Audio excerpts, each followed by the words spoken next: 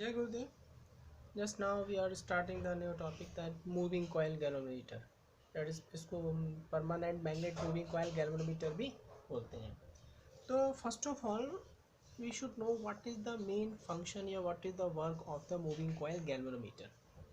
Moving coil galvanometer means coil move करेगी और galvanometer means to detect the current. ठीक है. That's why we call the galvanometer is simple current moving coil galvanometer. जो galvanometer coil की movement होगा और current detect होगा उस पर डिपेंड करता है. That is the moving coil galvanometer. Okay.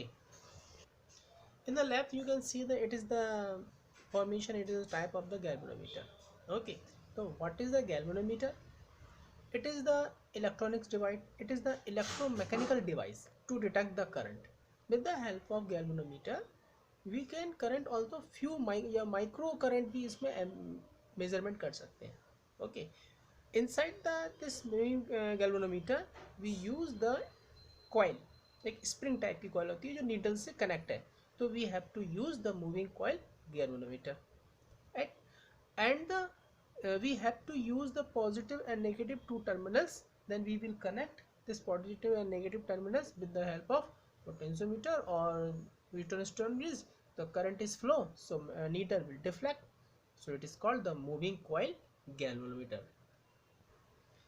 And main use of the galvanometer is it is used to detect the electric current in a circuit that is Wheatstone bridge. Okay. ये हम use क्यों करते हैं detect the current in galvanometer में? It is convert to an ammeter by connecting a low resistance parallel to it. ठीक है. Like this shunt use कर सकते हैं. It is convert to the voltmeter by connecting a high resistance in a series combination. So it is a uses. Galvanometer को हम voltmeter भी बना सकते हैं, गैल्वेनोमीटर को हम एमीटर भी बना सकते हैं. But we have to use ammeter. बनाना है तो कनेक्ट करना पड़ेगा low resistance wire parallel combination में. Suppose we want to the convert galvanometer into the voltmeter, so we have to connect high resistance in a series combination. तो वो ammeter और voltmeter बन जाता है. It is used as a ohm meter by the making special arrangement. ठीक है. Generally इस galvanometer का यूज़ आप प्रैक्टिकल में करेंगे. Then you can see the practical how it is you work, how can use the galvanometer in the any instrument.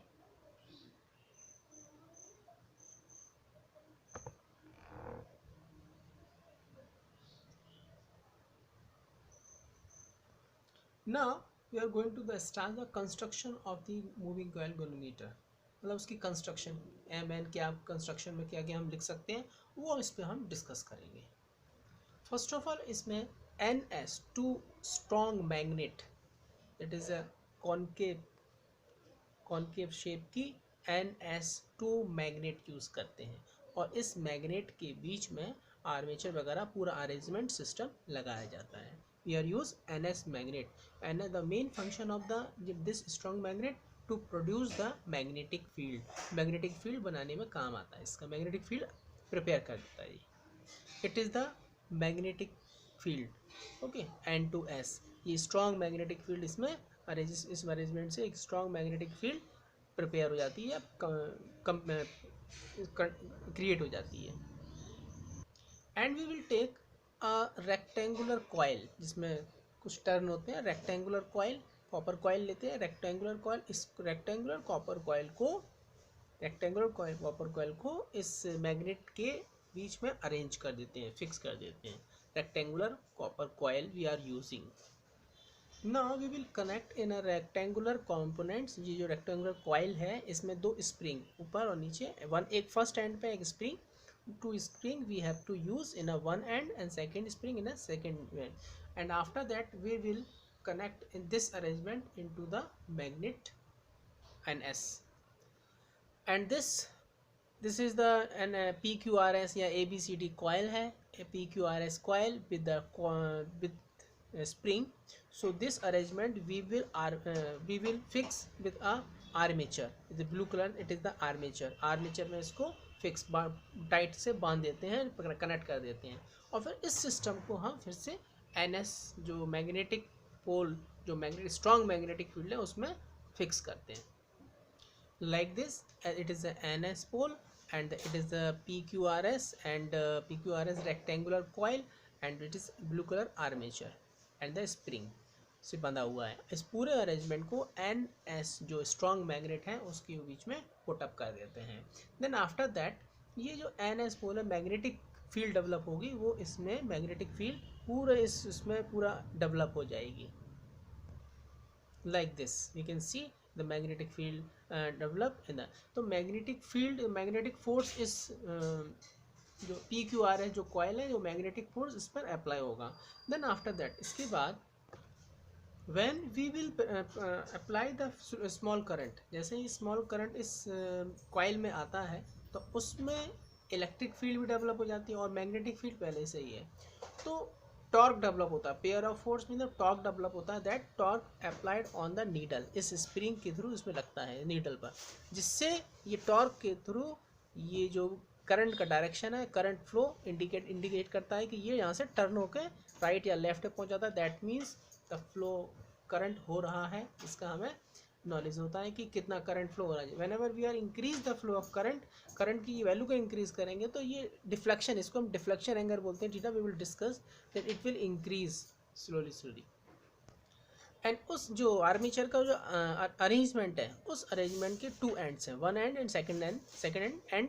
तो उस and को पॉजिटिव और नेगेटिव टर्मिनल से कनेक्ट कर देते हैं, जिससे ये पूरा अरेंजमेंट एक गैल्वेनोमीटर की तरह प्रिपेयर हो जाता है. Then you can C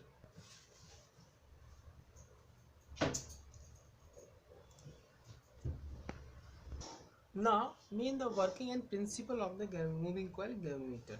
The main principle of the moving coil galvanometer we can write, moving coil galvanometer is based on the fact that when a current carrying loop or coil is placed in the uniform magnetic field, it experiences a torque. Due to torque, the needle will move. That is the main principle of the moving coil galvanometer.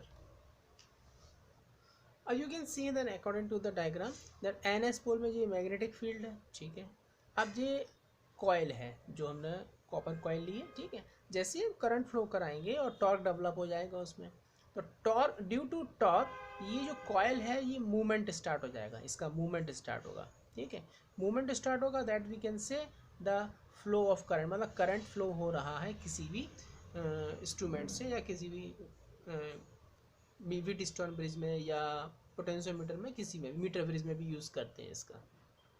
And we can decide the direction of the current and direction of the magnetic field. Direction of the current ये AB upward and CD downwards, and the magnetic direction of the magnetic field is parallel, this perpendicular to each other. इस direction को हम magnetic field का direction है.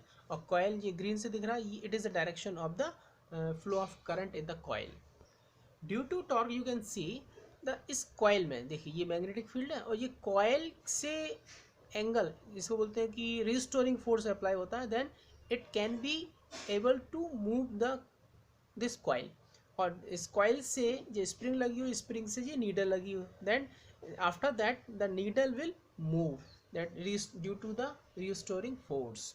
तो due to the torque the we can observe the needle can move easily. We can see the maximum deflection of the needle when we are flowing the maximum current of this galvanometer. अब torque कितना develop होता है? Due to the torque formula NIAB sin theta. It is the developed torque in the moving coil galvanometer. N is the number of turns, I flow of current, theta is angle between to the वो जो restoring force में needle turn करती है, that is the angle. वो angle हम actually में 90 degree पर होता है ऑलवेज, जिससे क्या रेडियल जी इस टाइप की हम रेडियल ले जाते हैं क्योंकि साइन थीटा की वैल्यू मैक्सिमम 90 डिग्री पे होती है. That's why we have to take the always radial type.